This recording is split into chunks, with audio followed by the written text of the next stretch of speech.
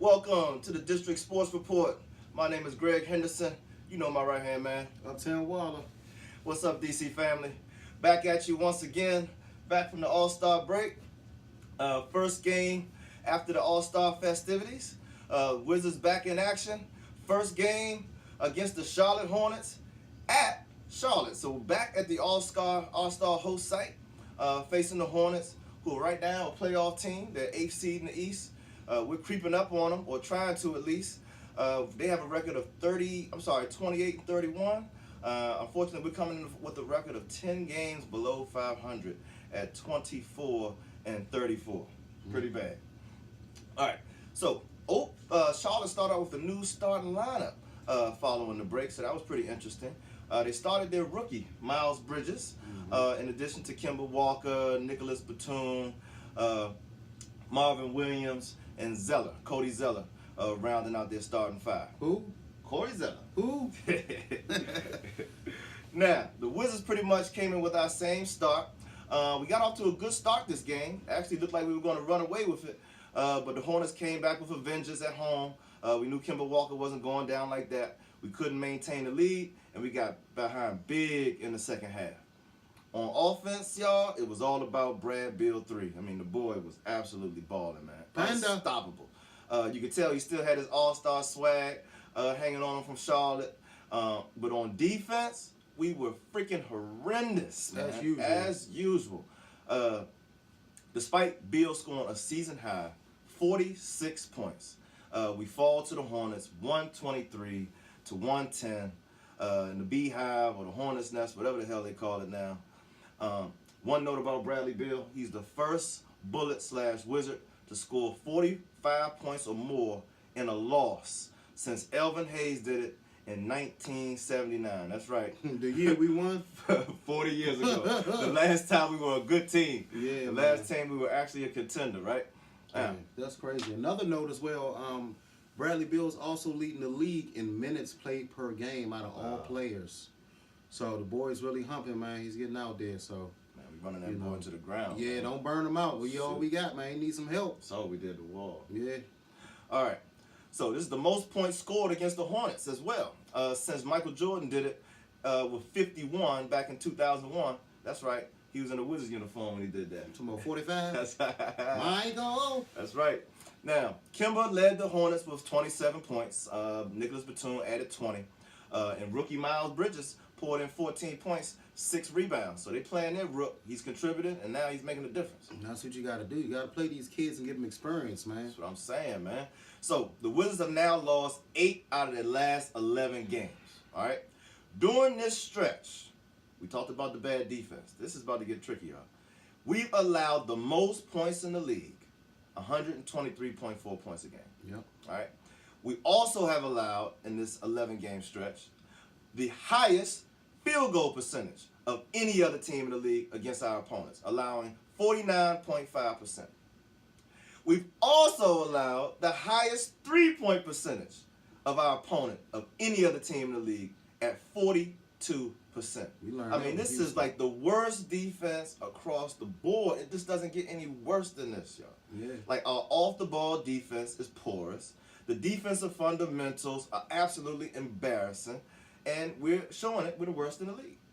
And unfortunately, if you watch the games, if you look at our new additions, Bobby Portis, Jabari Parker, they are part of the problem. They are not rotating. They are not D'ing up. They are not playing well off the ball.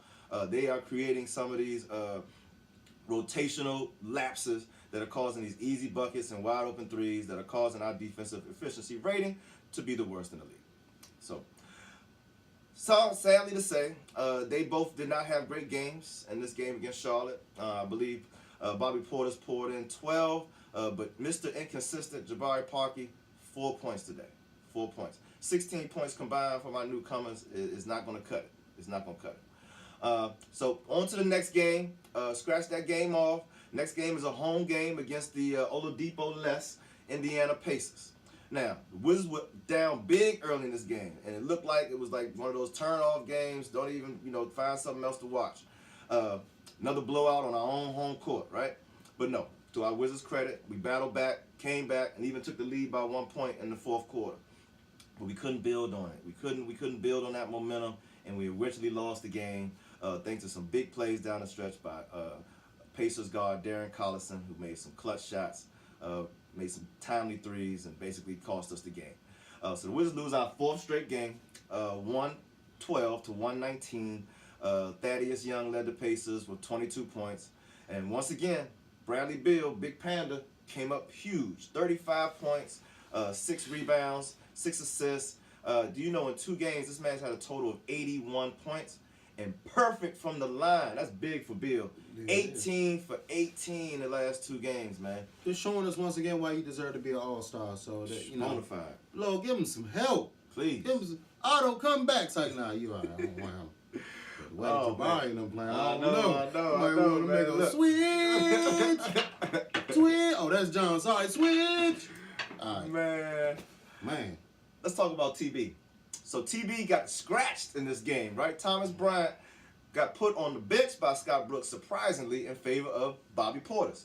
So Bobby Portis got to start at center, but hey, he didn't respond in a big way, man. Bobby Portis has 7 points in 17 minutes, so you know he did not respond well to being a starter. But Thomas Bryant did respond well to coming off the bench. Yeah, but he's gonna respond good anyway, as long as he gets to play. But why would you sit him on the bench? It didn't make a whole lot of sense. Don't make sense to me what this coach does. I know.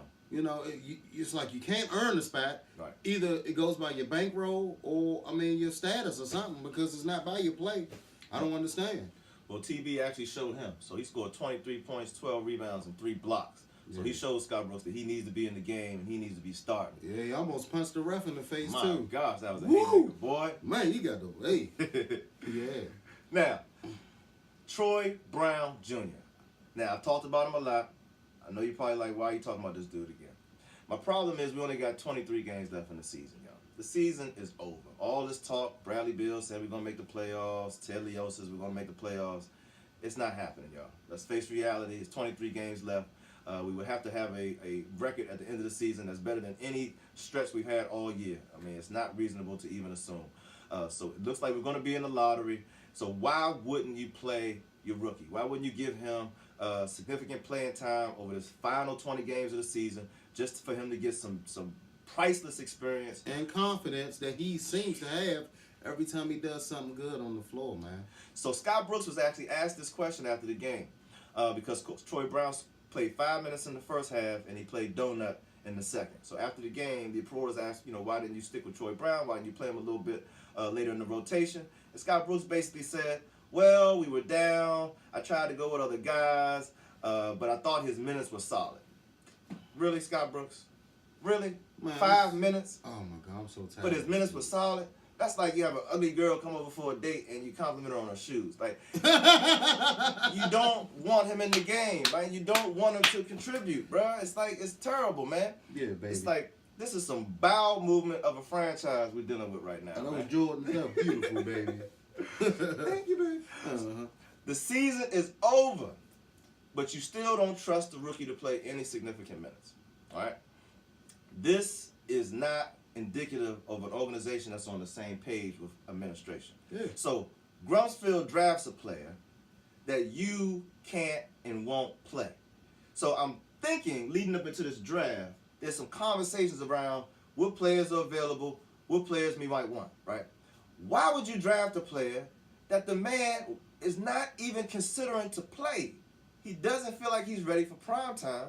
He obviously doesn't feel like he's polished enough to play significant minutes in a game, in a real game, a meaningful game. So this is a wasted pick, a wasted season. I feel really sorry for Troy Brown Jr. because he's got to be losing his confidence as he watches every other rookie in the league, including players drafted in the second round, play more minutes, make more contributions, and be more of an impact for their team. And this is the bigger issue with me. If you look around the league, we can go through a number and say a number of rookies on different teams that are getting the experience they deserve. Yep. The point guard from Atlanta. Yep. Trae Young. Trae Young, balling. You got to give him experience. You got when Donovan Mitchell came out, what was he? Right. And he Number became 19, a star. Yeah. You got to give these guys burn, man. I don't understand. I don't think you guys really realize it. They can't study sitting on the wood, man. What do we have to lose? Nothing. We already losing. With so, 12 games below 500. Yeah, and even if we even had a chance to go to the playoffs, what would our goals be in the playoffs? Right. just to make it. That's the thing with DC sports. Our goals are set so low that it doesn't make sense to me. Really. So I got some questions for you out there, y'all. And I'll start with you, big man. So we got Portis and we got Parker, right? They're both free agents at the end of the year. Are we bringing one or both of them back? Or are you both shipping them out the door? Get them out of here, man. Get them out of here. Get them out of here. Get some people with experience or get some young kids that you're going to let play that's going to get some experience. That's it. I definitely agree with you on Jabari Parker. That man got a $20 million salary. We got to cut that. He's not consistent enough. He got to go. Even though he was a number 2 pick in the draft, he is not living up to it. Yeah, I mean, unfortunately, since his injuries, he just hasn't been the same. You just got to be real, man. Yep. And that's what I'm praying doesn't happen to Wall, you know, so we'll see. Bobby Portis Jr., I'm kind of on the fence for him. I kind of like his game. He's only 24. He plays with a lot of energy and enthusiasm. I do like Bobby P. But I feel like Chicago, he's not worth a long-term deal. Yeah, I wouldn't give him a big deal. I wouldn't give him a big deal. Not at all. All right, my next question for you guys out there is, other than Wall and Beal, who Wall's contract we know is kind of untradeable at the moment, like, who is a must to bring back next year? Like, for you, if you were to pick players on the team that you really, really got to have next year, who would it be? Wizards mascot. Gee, yeah, I'm just playing. I think anybody, man. I mean, Bill is the only thing we can keep. I mean, he shows us what he's worth. But it's just so frustrating to see somebody just with no help, man. It's just sad. And just to see him struggle to just win. I mean, this guy has these good games. And if he was all about numbers, I know he would be satisfied. But I look and see someone that wants to win and someone that's frustrated. And I see an organization of a front office that doesn't want to give him any help. The only player I would bring back, man, is TB, Thomas Bryant. Really? This young boy, yeah, I would bring back Thomas Bryant. He's cheap. He's on a rookie contract. He's not expensive right now. He's a young boy who can hit the jumper, who plays aggressive inside. He's still got some growing to do. He's still got some bulking up to do. He's still got a lot of learning to do. But I like his enthusiasm. The boy plays with energy and passion.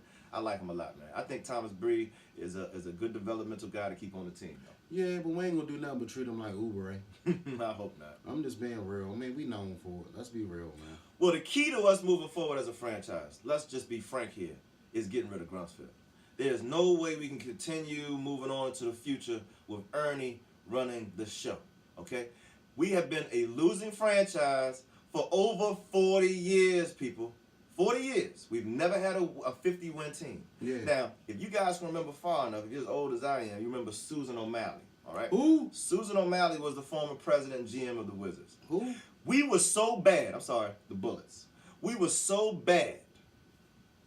We were so bad, and it was so hard for her to fill those seats with Washington fans that she actually had to promote the other team for us to go. So when you saw the commercials, it would be like, come see Larry Bird and the Boston Celtics. Come see Charles Barkley and the Philadelphia Sixers. We weren't even promoting our own squad. We went to a lot of free games because of this, man. Thank you. So Grumsfeld was brought in to change this. He had a successful career with the Knicks and then with the Bucks, with Ray Allen and you know, Glenn Robinson and Sam Cassell, right? They ain't win nothing, bro. Let's be real. They might have won 50 games once, maybe.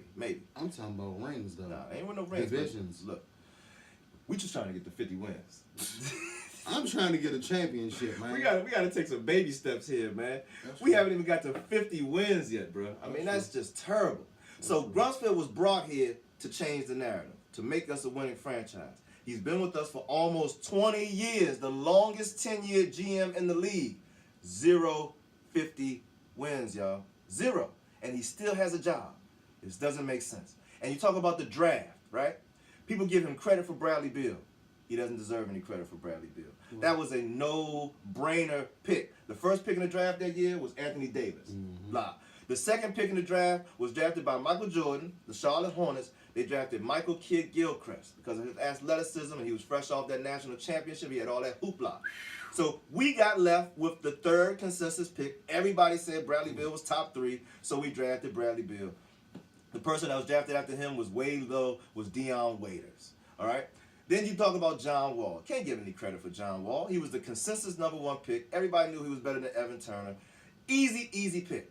Every pick that took some thought, that took some research, that took some knowledge of basketball talent, he messed up. I.e., Jan Vesley Chris Singleton, Ooh. right? Just terrible picks. People Not that aren't even regular in the picks. league. Terrible picks. And we're not even talking about free agents and bringing in Yam Nahimi. I'm telling y'all, just like the name Redskins is a curse to the Washington football team, all right, as much as we love it, Eddie Grumsfeld There's a curse Ernie to the is Wizards. the curse to the Wizards. Jesus. Until you get rid of that dude and dismantle this friendship that him and Ted Leos has got that's sabotaging our team, we will never win. We will never win. We will never win. Let's get to the top floor breakdown, man. What's going on in the rest of the city? All right, top floor. The Washington Capitals won a stunning game in overtime. Yes. Beating the New York Rangers 6-5 in OT, man. I love my Caps, man. I love Ooh, my Caps. champions, baby. Yeah, man. Next game, we play the Ottawa Senators, who's really is not really competition. We should beat them. Hey. But shout out to the Caps, man. Good job. Over, you doing your thing. Yeah, I know what's up. Last but not least, Bryce Harper has decided that this week he'll be determining what team he will be picking. So far, Philly has been in the top of the head, in the running. Yeah. But in the last minute, the LA Dodgers have come out of nowhere, looking for, interested in him. They're saying they only want a short-term deal, which Bryce doesn't want. But a Brinks truck has been spotted outside of LA Dodgers. I can't believe they put that Brinks truck out there. So we know how that goes, man. Just trying to show interest, man. You know why all this is dragging on? Because he don't want to play for Philadelphia. And, bro, I don't blame you, man, playing for that dirt city. Stay in Washington, bro. Or go out La La Land to L.A. I know that's nice. That's closer to Vegas for you. He's just trying to get a deal with a team he really wants to play with. If he wanted to go to the Phillies, he would already be with the Phillies. Let me tell you something. He's not getting what he want right now. Everybody's offering him short-term deals, and that's the problem. Except for the Phillies. Yeah, except for the Phillies and us. Yep, and that's why he don't want to go to the Phillies. And Yeah, he don't want to stay with us. I think the issue is he doesn't feel wanted. And then once Machado got his deal, it really made him feel a certain way. Yep. So now, you're getting closer to spring, spring training's here, man. Like, come on, Bryce. I mean, if you even decided to come home with us, I would have been wanted you out there practicing already, But it is what it is, man. Good luck to you, man. We still wish you the best. No harm, nothing intended. And last but not least, It's almost March Madness, dog. yeah, Georgetown Hoyas, they beat Villanova 85-73, but they came right back behind and they lost to Creighton 69-82. Man, that game against Villanova, Mac Malone hit 5 straight threes. Oh, he did. He went ham. Balled on Villanova. So I don't man. understand how you come back the next game and you just. It was one of those letdown games, man. It was real high for Villanova. Thought they was gonna have a good game against Creighton. Creighton put it on them, man. Everybody had a bad game. McClung, going, everybody, man, bad. Yeah, man. So shout out to DC Sports, man. We love y'all all. Shout out to Chris Chiozzi. Got a 10-day contract from the Houston Rockets. He played on the Capital City Go-Go. So we always show love when you're here with the home team. Hey, man, let's not forget about MD. Our early Merlin Terps are number 17 in the top 25. 2 big wins. To beat Iowa with a big win from Bruno. Big game-winning shot from Bruno Fernando. Don't call my man King Kong. Yeah. And then big win against Ohio State. 62-72, man. Woo! So Maryland is rolling right now with 12-5 in the Big Ten. Definitely headed toward a tournament of good seeding, hopefully, so we can get a good first-round matchup. Just hope Georgetown can win a couple more games in the Big East. I think we got to win at least 3 or 4 more games. They might have to win out. Yeah, we might have to win out in the Big East to get in the tournament. But we still got a shot. That win against Villanova definitely gave us a shot. All right, thanks for tuning in, guys. Our next game's in a couple days. Check with us. Be with us. DC, we love y'all. Peace out.